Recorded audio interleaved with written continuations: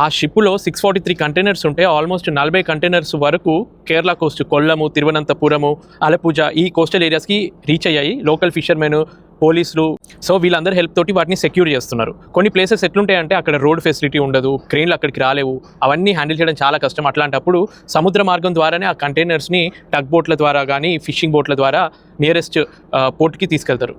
MSc వల్ల Elsa 3 ship మునిగిపోయిన తర్వాత కేరళ గవర్నమెంట్కి చాలా లాస్ వచ్చింది. అటు మెరైన్ ఎకో సిస్టమ్కి ప్లస్ ఎకనామికల్గా ఎంతో లాస్ జరిగింది. సో ఈ డబ్బునంతా ఎవరు భరించాలి అన్నది పెద్ద క్వశ్చన్ మార్క్. కాబట్టి కేరళ గవర్నమెంట్కి సంబంధించిన చీఫ్ సెక్రటరీ, ఎంఎస్సికి సంబంధించిన ఆఫీషియల్స్ ఉంటారు కదా, మేనేజింగ్ డైరెక్టర్స్ తోటి మీటింగ్స్ జరిగాయి.